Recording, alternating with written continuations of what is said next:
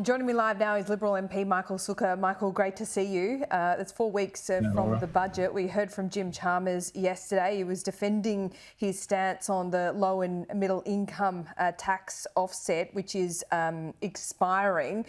He referred to you as a B grader for criticising. Did you hear that? No, I didn't.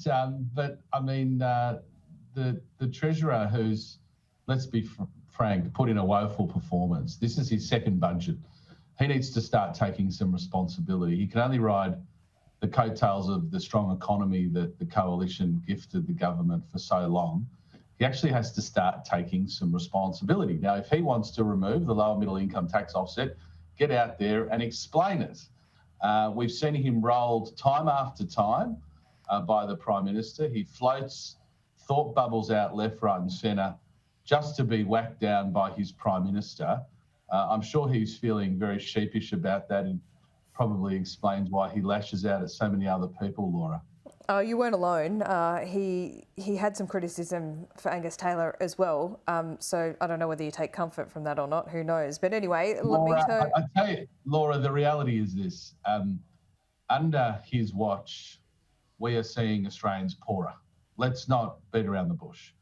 Australians, after 10 months of a Labor government, after 10 months of Anthony Albanese and his Treasurer, Jim Chalmers, we're seeing Australians who are poorer, whether it's through higher mortgages, whether it's through their higher cost of living, whether it's the undelivered reductions in power prices of $275, which they promised, a succession of costs that are being borne by families. Now, if I was the Treasurer, I'd be hanging my head in shame, because Australians are materially poorer now, and they sneakily, over Easter weekend, throw it out there that they're going to abolish the low and middle income tax offset up to $1,500 for an individual. So that's no way to govern. If he's proud of his decisions, if he's proud of the extra costs he's putting on Australians, don't get out there on Good Friday and sneak it out there. Front up, be proud of what you're doing and get out and explain it. The fact that he snuck it out there, I think, shows that he's lost control. There's no plan. And sadly, Australians are paying the price. They never said they were going to extend it, though, did they? Well, the government now is up to their second budget, Laura. So you can only have an alibi for so long of blaming the former government. Now, they don't blame the former government for the very strong economy and low unemployment that they inherited, but they seek to try and blame the government for everything, the former government for everything. This is Jim Chalmers' second budget. Take some responsibility. Now, Australians would you are feeling... extend it? If you had the power, would you be extending Lamito? Well, it's a hypothetical, Laura, because we would be delivering a budget if we were in government. So we'd have a whole heap of other things that I suspect you and I would be talking about. And in fact, when I was the Assistant Treasurer, we would often talk about these things. It would be an entirely different budget. But what you have to do, Laura, is front up and take responsibility for your decisions. Now, we've seen 10 interest rate rises.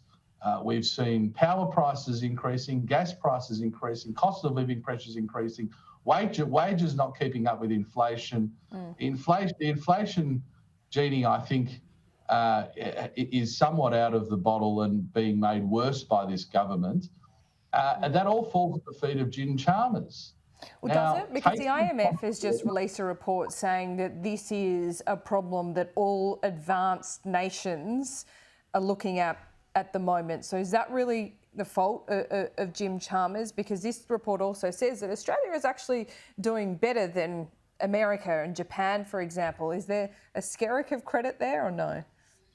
Well, no. If you're going to abolish the lower middle income tax offset, that's not a feature of the global economy, Laura. That's a decision that the government's taking. That's but you were talking more about the high inflation environment we find ourselves in. I was more asking more on a general level. I think, Laura, it seems pretty clear that the government is fueling the inflation fire. That's very clear. I think inflation is being exacerbated by the government, and I think will continue to be exacerbated by decisions of this government. They've not kept faith with the promises that they took to the election. They said Australians would get a $275 reduction in their power prices, yet we're seeing households with thousands of dollars of increases. We saw Anthony Albanese promise cheaper mortgages. I challenge Jim Chalmers to point out one Australian that's got a cheaper mortgage since they've been in government. We see inflation outpacing wages at a record pace, and yet Jim Chalmers went to the election saying he was going to deliver real wage increases.